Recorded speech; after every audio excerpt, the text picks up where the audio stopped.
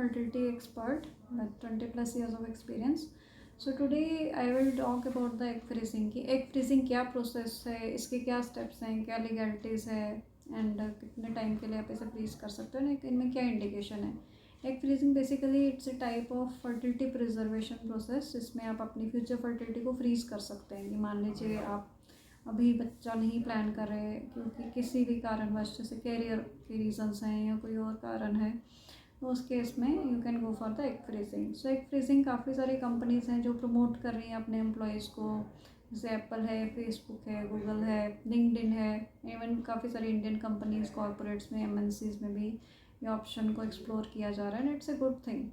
But there are few situations that we have to take a call at what time and it should be taken within the time frame कि हमारा वो reserve काफ़ी decline ना हो गया हो. Egg freezing के basically 4 steps होते हैं. दैट्स द प्राइमिंग और preparation phase, actual IV stimulation phase, egg collection phase and the egg freezing phase. So priming या प्रिपरेशन फेज में आपका जो भी डॉक्टर हैं सब आपका बेसिक फर्टिलिटी चेकअप करेंगे एंड उसमें देखा जाएगा कि इतनी संभावना है एग्स मिलने की. एंड उसके बाद अगर आपका सब सही है, अल्ट्रासाउंड एंड कुछ बेसिक ब्लड टेस्ट करने के बाद आपको कुछ इंजेक्शंस पे स्टार्ट किया जाएगा, इंजेक्टेबल मेडिसिन पे, जिसे गोनेडोट्रोपिन्स कहते हैं. तो ये टेम्परेरी मेडिसिन होती हैं, इनका इफेक्ट 24 आवर्स लास्ट करता है. So they won't accumulate in your body, जो ऑफ पेशेंट्स का क्वेश्चन रहता है. एंड उसके बाद वो एग्स को ग्रो किया जाता है, फॉलिकल्स मैच्योर होते हैं एंड एग उसे मैच्योर एग को हम एक्सपेक्ट करते हैं. उसके बाद फिर वो एग्स को रिट्रीव किया जाता है अल्ट्रासाउंड गाइडेड एंड ये आपको बेहोश करके किया जाता है. बिकॉज अक्सर पेशेंट्स का ये डाउट होता है कि कहीं पेन तो नहीं होगी. एंड जनरली ये डे केयर प्रोसीजर होता है. डे केयर का मतलब कि मान लीजिए आप सुबह आते हैं, सुबह आपका प्रोसीजर होता है, तो बाय आफ्टरनून और evening you will get discharge. So you have not to miss like many days from the work. And उसके बाद जब प्रोसीजर हो जाता है and then we have the embryologist with us in the centres and जिसे lab managers पे कहते हैं. And they will scan the eggs under microscope. And अगर आपके एग्स उसमें मैच्योर हैं, अच्छे हैं, जो भी अच्छी क्वालिटी के हैं, वो एग्स को स्टोर किया जाता है फ्यूचर यूज़ के लिए. सो दे स्टेप्स रहते हैं. अब क्वेश्चन आ जाता है कि किन कंडीशंस में किया जाता है. एज सच कोई ऐसा एब्सोल्यूट कंट्राइंडिकेशन नहीं होता, पर generally if you are into reproductive age group तो you have better chances, specially अगर आप डिले कर रहे हैं मैरिज, आप प्रेगनेंसी डिले कर रहे हैं, या इन कैंसर पेशेंट और due to career reason, professional reasons. So you can go for the egg freezing.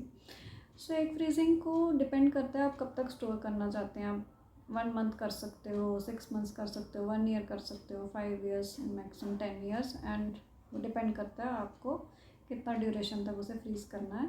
And उसके लिए जो भी सेंटर को आप अप्रोच करते हैं, आपको कुछ कंसेंट फॉर्म्स पे साइन करना है एंड उसमें सब मेंशन किया होता है कि क्या प्रोसेस होगा एंड फ्रीजिंग के बाद उनमें क्या एक्सटेंशन रहेगा and all that legalities you have to follow.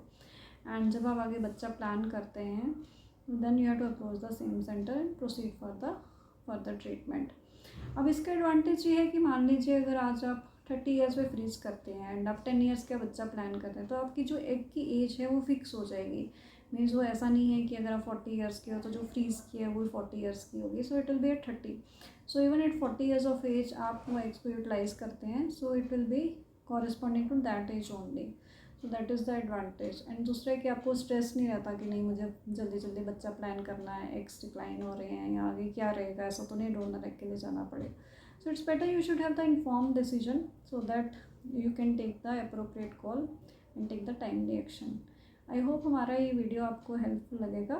कोई भी आपका कोई सुझाव हो या कोई टिप्स हो जो आप जनरल पब्लिक के साथ शेयर करना चाहते हैं या कंसर्न पेशेंट्स के साथ शेयर करना चाहते हैं, तो कमेंट सेक्शन में लिख सकते हैं. Please do like, subscribe and share to our channel for further information and keep following us.